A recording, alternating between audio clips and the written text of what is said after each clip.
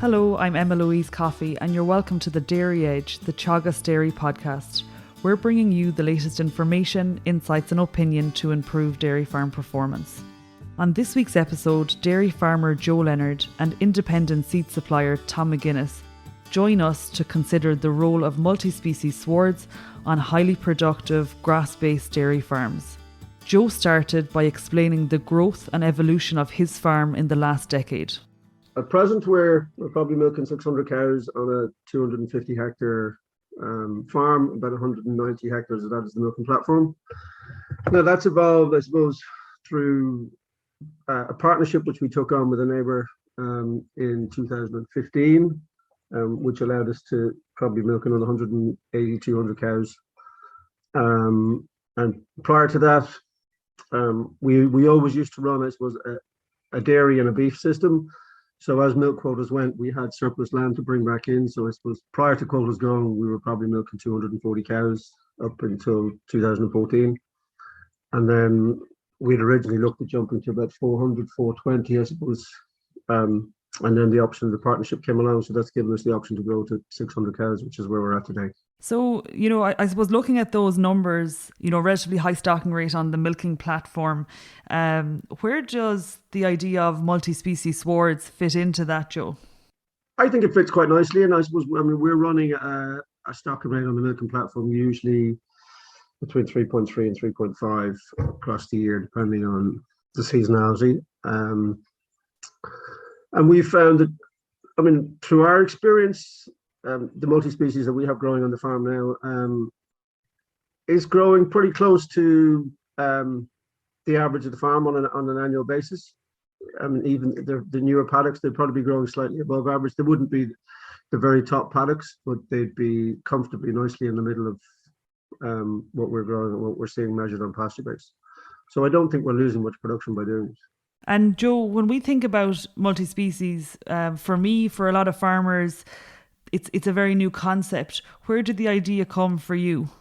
How long have we got? A brief history, I suppose. The discussion group I'm involved in, we took a trip to South Africa, of all places, in 2016, and we came across some multi-species swards growing there, and that piqued my interest and a couple of other guys in the group. So, and then I suppose the next step was to get in touch with Tom and find out what knowledge he had on multi-species and or mixed species swards.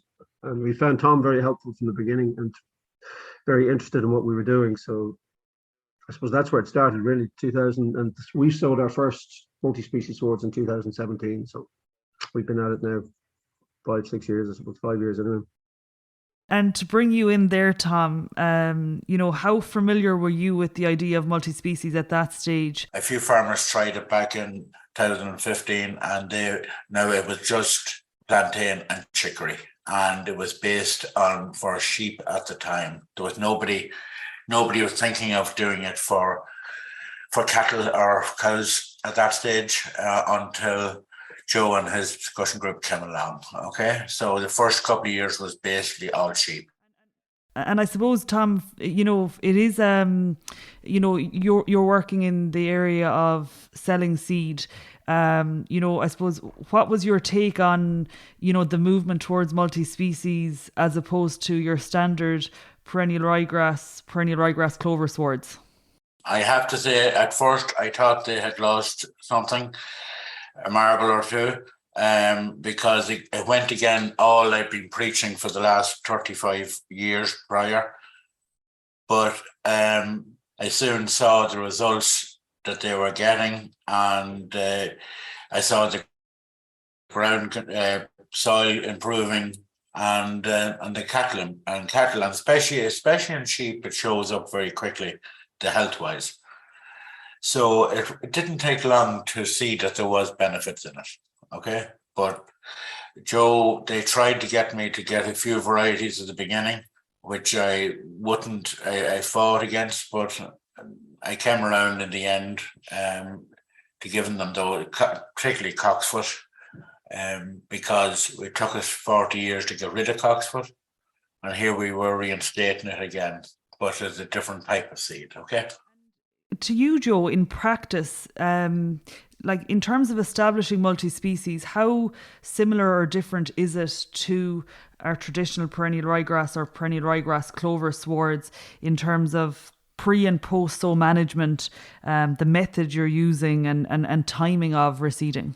Okay, it's a little different in some degrees. I mean, I suppose the big difference really is in the spray management. I mean, you really have to get do your best to get your weeds sorted prior to sowing, because once it's sown, you don't have many options for post-emergent sprays or whatever. So what we've tended to do is to try and identify a paddock the year before or a couple of years before, and try and make sure that we can get it as clean as possible in the previous season before we actually sow it. So we're trying to earmark paddocks this year for sowing next year, if you know what I mean. And then we've traditionally over the last 3 to 4 years, we've aimed to sow the end of April or May bank holiday weekend. It's coincided with a couple of times. So around then, so we would normally, we'd try and graze a paddock twice in the spring, and then after the second grazing, we would spray it off.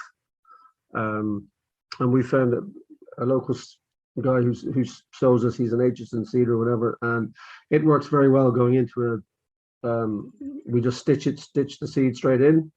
So we will graze a paddock during the week, leave it a day or so. And we have actually done paddocks. We've gone straight in and later on that day and sprayed them with Roundup. And then we would sow the next couple of days later, rather than waiting for the thrash to die down. Once the spray is dry, we find we can sow away directly.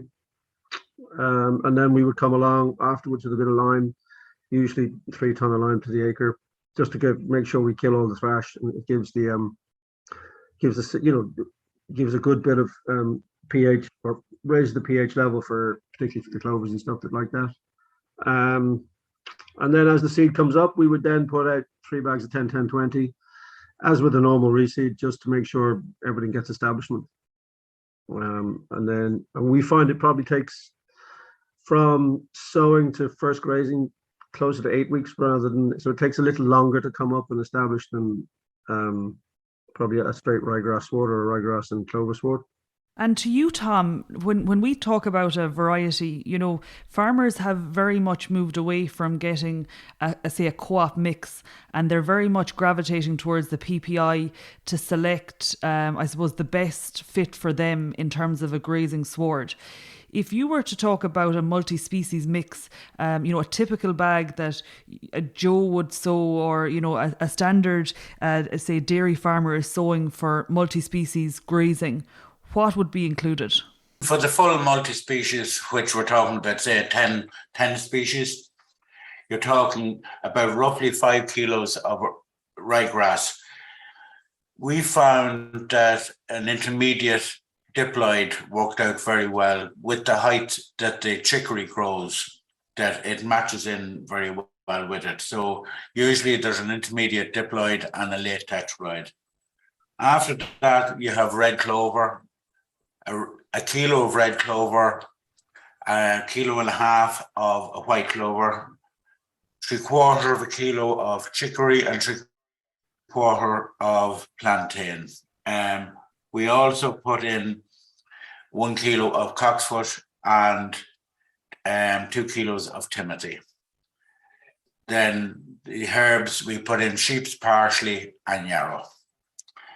The reason for inclusion of the cocksfoot and timothy is it seems to be a big buffer on extreme weather conditions, where anybody who has been sowing it in the last few years, we've been tested out, the multi-species is doing very well in drought conditions. Also, in high rainfall times, it is far more porous. It takes the water, absorbs the water quicker, and doesn't tramp the top of the ground, doesn't go into gutter, for want of a better word. So the fields are available to the farmer a lot more than there would be with straight ryegrass. A comment from you on that, Joe, in relation to, I suppose, the idea of cocksfoot and timothy coping in drought conditions, I mean, I suppose we're all aware of it. The weather has been great and farmers are struggling. Fields are getting yellow and even going as far as I could say nearly brown now at this stage. We have had that little bit of rainfall, but how have the multi-species coped with, I suppose, the lack of rain over the last 6 weeks or so? We've certainly found now that I suppose when we would see it, I suppose when we're measuring paddocks on a weekly basis, that we are getting more growth, and growth is lasting longer in the multi-species swards than it is in the ryegrass swards as the weather dries up. Now, having said that, it is kind of more species dependent. I mean, you can see, when the weather gets really hot, the ryegrass, say in the multi-species, same as anything else, they die back. But your deeper rooting plants, your timothy or your cocksfoots and your chicories and plantains or whatever, they too tend to keep going longer, so they provide that extra bit of growth when everything else is starting to die back. And if we think about it then again in practice from a grazing perspective, visually it's a completely different product to what we're used to seeing if we look out at fields of grass on dairy farms. And even, Tom, you've made reference, cocksfoot, something we've been trying to eliminate from swards for years in Ireland. So Joe, what way is the grazing set up, from the perspective of, is pre-grazing the same? Are you grazing to a similar post-grazing height, or are you doing something different with these swards? Yeah, I suppose one of the biggest issues one of the biggest differences, I suppose, with the multi-species as opposed to conventional ryegrass or ryegrass clover sward, we're finding is visually it takes a bit of adaptation from the eye because it's a totally different feel to what you're looking at. And what we're finding is we're finding it's taking probably another 4 to 5 days longer in the rotation to grow. So normally if you're on a 21 day rotation for your ryegrass swards, you're probably looking at more like 26 to 28 days. That seems to allow for the chicory and the plantain and whatever, seems to take a little bit longer to recover and get going again after a grazing. So you're grazing a slightly higher pre-grazing yield. Sorry, that's what I'm looking for. So you'd go into a higher pre-grazing yield. So we'd probably be going into kind of 2000s, 2200s, as opposed to your 15 to 1600, if you know what I mean, for a ryegrass sward. And then we're also we've found over experience that if you graze out the paddocks too tight, and certainly in the first year fresh red, the cows will graze it right down to the butt. But we find that it doesn't help with the persistence. If you graze it too tight, we've found trouble with the persistency of the chicory, particularly. It seems to graze out quite quickly. So we're trying to leave closer to the 200, 250 on a paddock as we're grazing them. So from that point of view, aesthetically, it's a totally different. It's a very different mindset from when your normal grazing swards or your normal ryegrass swards. So. And that 2000 to say the 2000 to 2 in terms of pre-grazing, is that having an impact on productivity in terms of milk performance or, I suppose, body condition gain in cows? We find absolutely none. Cows, I mean, at this stage, I suppose probably 40% of our milking platform, if not a little bit more, is in multi-species swards. And we find we're not finding a lift in the bulk tank, but we're certainly not finding a drop as the cows go through them. They come in and out. The higher ME or, in the chicory, the plantains, we find that okay, your ryegrass at 2200 or 2000 aren't as palatable. There's a bit more stem in them, certainly.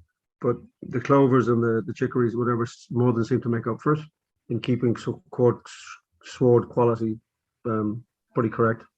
And you mentioned clover. Clover is a big component of multi-species.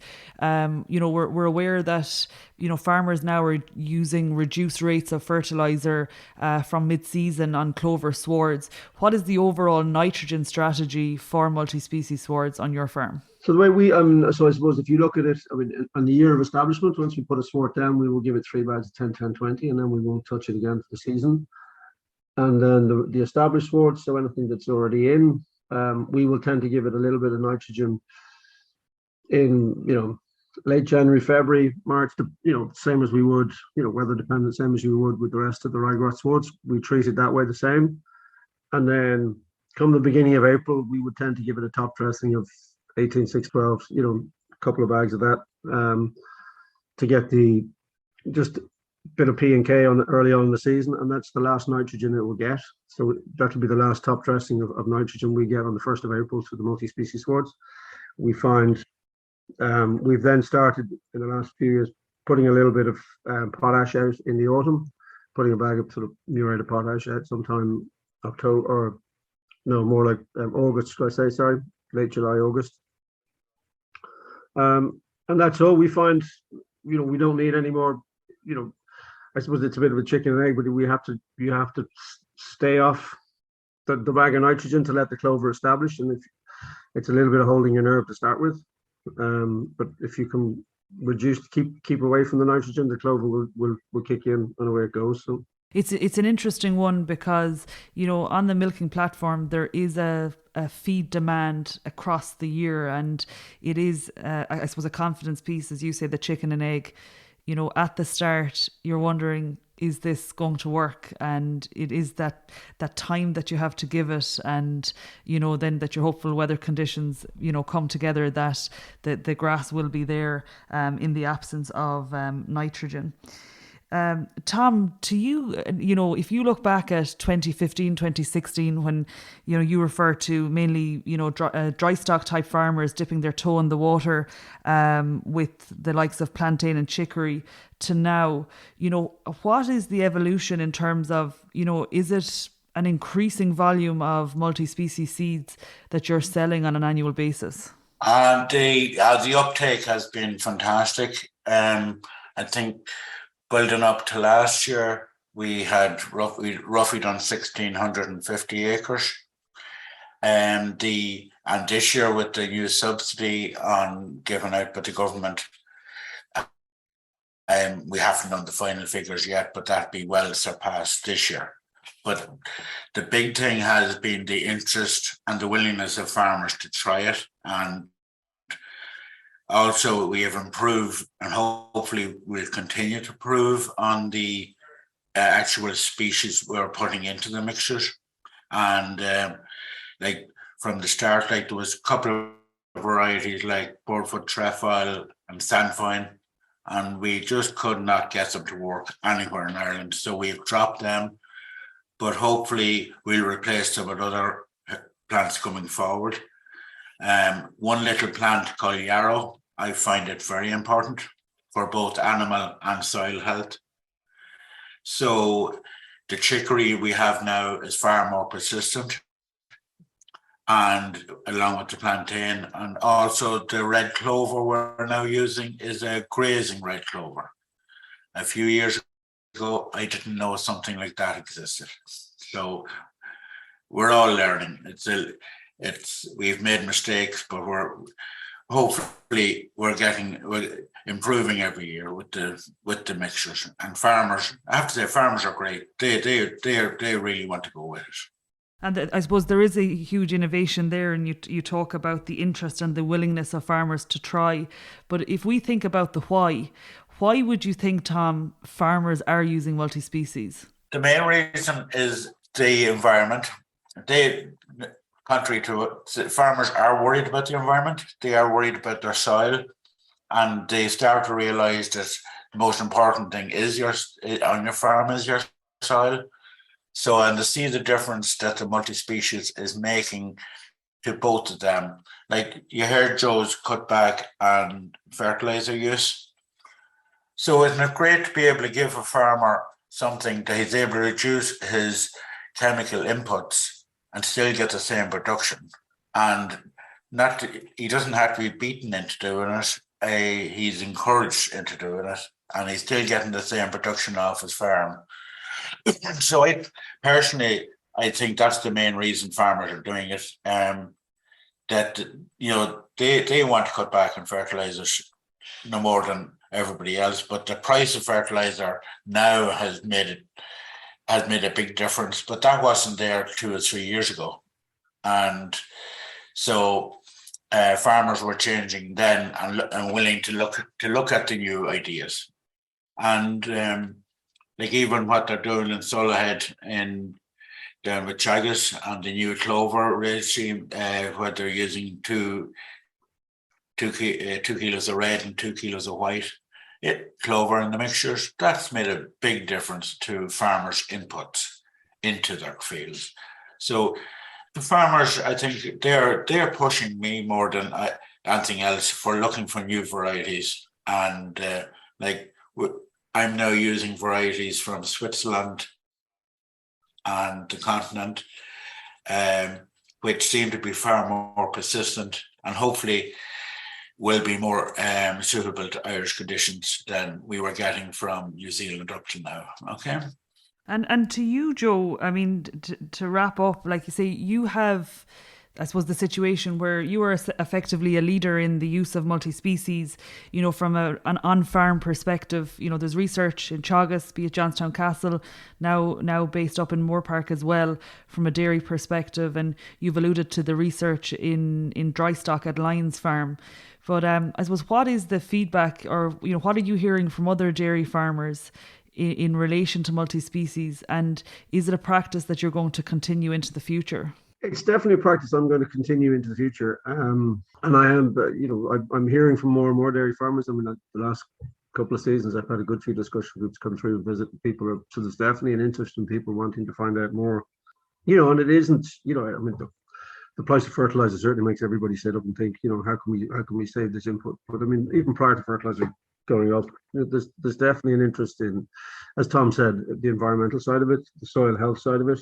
And I mean, that was one of the driving forces for me, I suppose, to get into it. And when I first started farming years gone by, it was, you know, we were very much looking at managing the cow on the farm. And then over the last 25 years, it's you know, through the lead from Teagasc, it's become very much more about minding the grass and pasture, breeding a cow to harvest that pasture.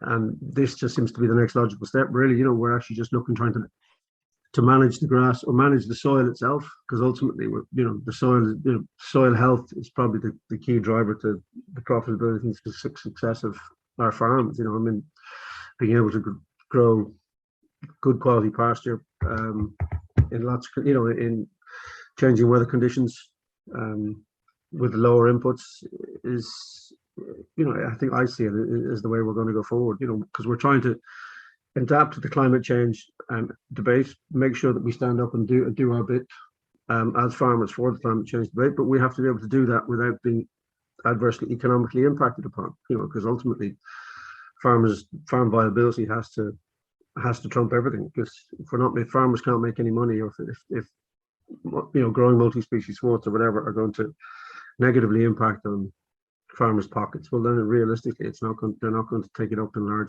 large numbers. So I think, you know, what we need is definitely more, you know, and that, as you say, the Moore Park, Johnstown Castle, there is a lot more research being done, but it's early. We need to start seeing some results, and we need to see probably more on-farm commercial trials too. It has been a really interesting conversation, Joe and Tom. You know, it's, as we say, relatively new at a farm level, and the idea of the practicalities of grazing these swards, getting your head around the visual differences in fertilizer strategy, methods of reseeding. It is great to get your insight today. Thank you, Joe, and thank you, Tom. Thank you, Emily. Thank you. That's it for this week's episode of the Dairy Edge podcast, and my thanks to Joe Leonard and Tom McGuinness for joining me on this week's show. In order to understand the aspects of the Dairy Edge which are most appealing and beneficial to you, the listener, I would appreciate if you would take a few short minutes to complete the survey included in the show notes to give your feedback. Don't forget to rate, review and subscribe to the podcast. You can listen on Apple and Google Podcasts as well as Spotify, and for more information go to the Teagasc website at teagasc.ie. I'm Emma Louise Coffey, and join me next time for your Dairy Edge.